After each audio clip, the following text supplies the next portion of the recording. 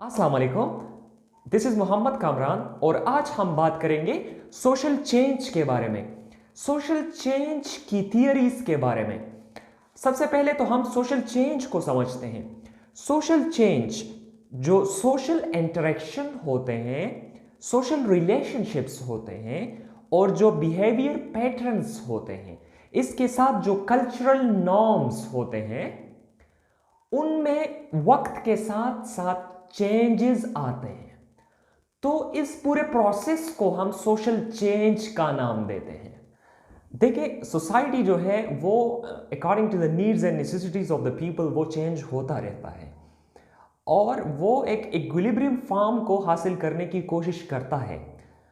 तो ऐसे ही चेंजेस रूनुमा होते हैं। अब सबसे पहले बात करते हैं इवोल्यूशनरी चेंज के बारे में। तो evolutionary change simple, from simple to complex. तो जैसे पुराने ज़माने में कुछ लोग जो मतलब कि जहाँ शिकार आसानी से हो सकती थी तो वहाँ पे लोग शिकार करते थे। अब दूसरी जगह कुछ लोग ऐसे भी थे कि वहाँ पे ज़मीनें जो थी वो फर्टिलाइज थी, तो आई मीन कि वो मौजू थी फसलें उगाने के लिए। तो रफ्ता रफ्ता उन्होंने फसलें उगाना शुरू किया। ऐसे ही मुआशरा, अब ये तो मैं शॉर्टकट बता रहा हूँ, इसके बीच में भी कई सारी बातें हैं, लेकिन मैं शॉर्टकट ये समझाना चाहता हूँ कि मुआशरे में कैसे इंसान की ज़रूरियात पैदा हुई और ऐसे इंस्टीट्यूशंस जो थे वो वजूद में आए, जैसे इकोनॉमिक इंस्टीट्यूशन। फिर इसके बाद जो है वो लोगों ने, जो एक कबीला है तो वो दूसरे कबीले से बचने के लिए, उनसे अपने आप को महफूज रखने के लिए उन्होंने फिर जो है वो सेल्फ डिफेंस जो है वो शुरू किया, और तो वही ज़रूरत भी कलेक्टिवली उन्होंने पूरा किया। फिर फैमिलीज और ट्राइब्स का आपस में वो ताल्लुकात भी बनाते थे और इस यूनिटी को वो स्पिरिचुअल समझते थे। तो ऐसे ही रिलीजन जो है वो उसका भी एक वजूद आया। तो ऐसे ही इंस्टीट्यूशंस भी मुआशरे में रफ्ता रफ्ता डेवलप्ड हो गए। जो इवोल्यूशनरी चेंजेस है इनको सपोर्ट किया है इन चार सोशोलॉजिस्ट्स, या हम कह सकते हैं थियरिस्ट्स ने। इसमें से सबसे पहले अगस्ट कॉम्ट है, फिर चार्ल्स डार्विन है, और फिर स्पेंसर है स्पेशली, और दुर्खाइम है। ठीक है, तो इसमें से सोशोलॉजी का जो अहम थियरिस्ट हैं वो ये तीन हैं। फर्स्ट अगस्ट कॉम्ट है, फिर ये स्पेंसर है, फिर दुर्खाइम है। लेकिन चार्ल्स डार्विन जो है, इससे ये स्पेंसर मुतासिर थे। इसको सोशल डार्विनिस्ट भी कहा जाता है। अगस्ट कॉम्ट, जिसने सोशोलॉजी का टर्म कॉइन किया था, is a well known sociologist, और इन्होंने 3 स्टेजेस बताए थे: theological, metaphysical, positivistic. Theological stage उसमें टोटली गॉड से रिलेटेड है। लोग जो है वो कई खुदाओं को मानते थे, या इसमें कुछ फिटिशिस्ट भी थे।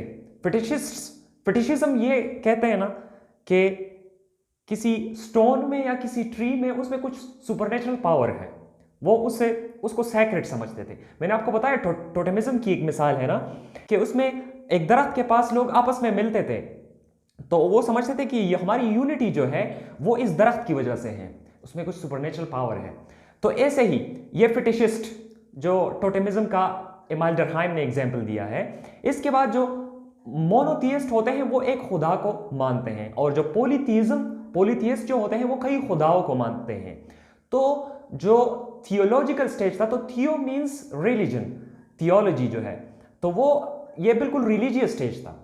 जब बहुत ज्यादा तेज आंधी आ जाती थी तो वो समझते थे कि खुदा बहुत गुस्सा है। अब मेटाफिजिकल स्टेज पे जब आए तो उन्होंने एब्स्ट्रैक्ट रीजनिंग शुरू की, थोड़ा सा गॉड के कॉन्सेप्ट को रिजेक्ट करना शुरू किया, और यहाँ पे लोग जो है वो नेचर को इंपॉर्टेंट समझने लगे।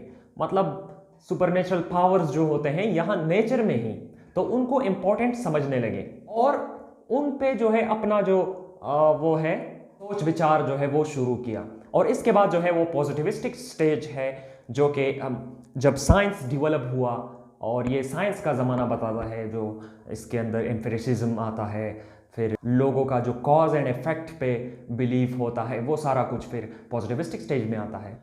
फिर स्पेंसर की बात जब आती है तो स्पेंसर यही बताता है कि society from simple to complex जाती है। जैसे बायोलॉजिकल थियरिस्ट जो बोलते हैं कि यार यूनिसेल्युलर टू मल्टीसेल्युलर, तो ऐसे ही सोसाइटी जो है वो सिंपल टू कम्प्लेक्स जाती है। वो सारा कुछ मैंने पहले भी बता दिया है आप लोगों को। फिर इसके बाद ये बताता है कि सर्वाइवल ऑफ द फिटेस्ट की बात करता है। हर्बर्ट स्पेंसर बोलता है कि जो स्ट्रॉन्ग क्रिएचर होता है वो अडॉप्ट कर पाता है, सर्वाइव कर पाता है, और जो स्ट्रॉन्ग नहीं है वो खत्म हो जाता है। मतलब कि डार्विन के नेचुरल सिलेक्शन वाली बात है कि एक जो ऑर्गेनिज्म होता है वो जो है वो अडॉप्ट कर पाता है जो स्ट्रांग होता है, और जो वीक होता है वो ख़त्म होता है।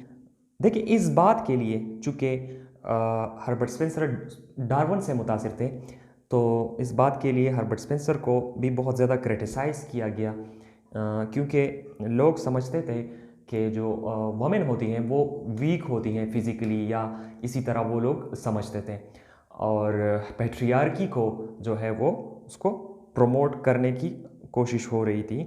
तो फिर इस वजह से जो हर्बर्ट स्पेंसर हैं उन पे ये क्रिटिसिज्म किया गया कि इसमें वमेन को जो है वो टारगेट किया गया है। फिर ऐसे एलिच मॉर्गन भी सेवेजरी, बारबेरिज्म और फिर सिविलाइजेशन की बात करता है, लाइक हर्बर्ट स्पेंसर। फिर इसके बाद हमारा मैकेनिकल और ऑर्गेनिक सॉलिडरिटी है। तो मैकेनिकल सॉलिडरिटी जो हमारा जो मुआशरा है, that is like a rural society, उसमें लोग जो हैं वो सिंपल होते हैं, वहाँ पे यूनिटी होती है, ठीक है, और डिवीजन ऑफ लेबर नहीं होता इतना।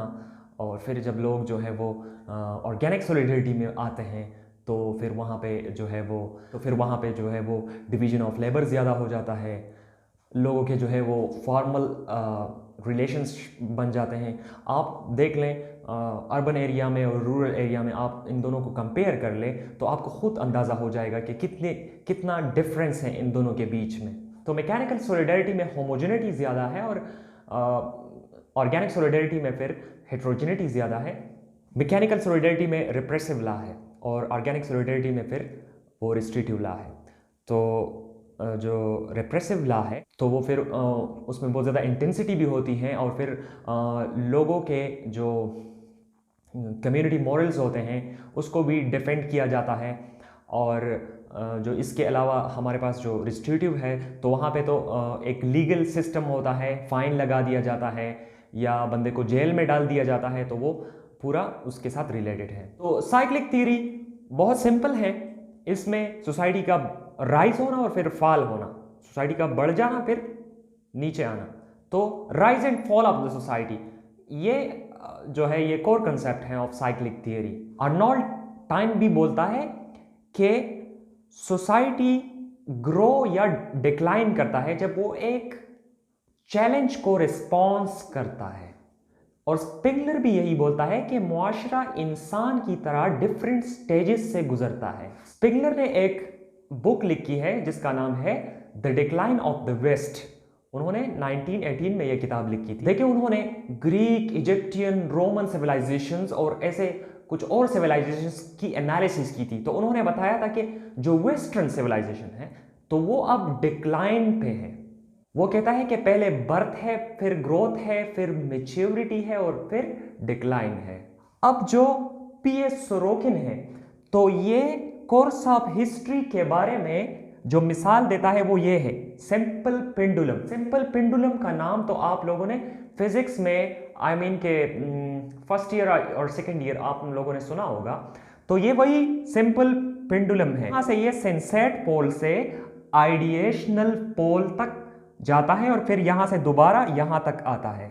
जो मिडिल में है उसको ये आइडियलिस्टिक बोलता है। कल्चर के बारे में वो बोलता है कि कल्चर का जो पेंडुलम है वो सेनेट पोल से इस आइडियलिस्टिक जो मिडल पोल है इसके थ्रू यहां तक आइडिएशनल पोल तक आता है और फिर यहां से दोबारा यहां तक आता है।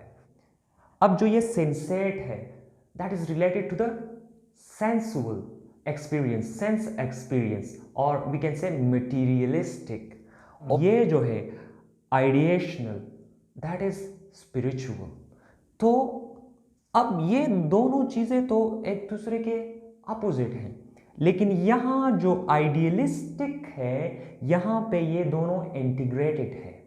तो जो सेंसेड है तो जाहिरी बात है, सेंस एक्सपीरियंस है, साइंस से रिलेट है, और ये जो आइडिएशनल पोल है ये आर्ट, रिलीजन और लिटरेचर से रिलेटेड है, और ये डायरेक्ट माइंड को अपील करता है, नॉट सेंसेस। ये इकोनॉमिक थ्योरी को हम जनरली डिस्कस करते हैं, हमने कार्ल मार्क्स के ऊपर काफ़ी वीडियोस भी बनाई हैं।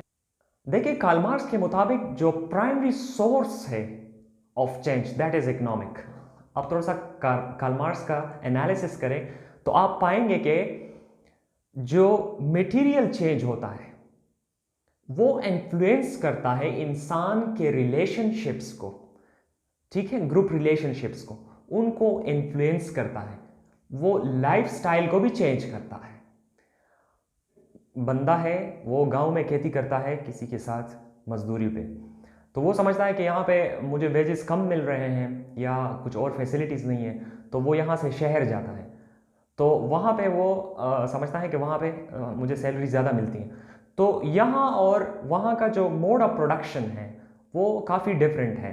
तो ऐसे उस माहौल में रह के उसका लाइफस्टाइल भी चेंज हो जाता है, उनके मैनेजर्स, उनके ऑनर्स का बिहेवियर भी डिफरेंट होता है, मतलब गांव से, तो वहाँ सब कुछ डिफरेंट होता है। तो कार्ल मार्क्स के मुताबिक जो इकोनॉमी है दैट इज बेस, तो उसके ऊपर फिर वो सुपर स्ट्रक्चर है, तो इस बेस पे सुपर स्ट्रक्चर में चेंजेस आते रहते हैं। So thanks for watching this video. Allah Hafiz.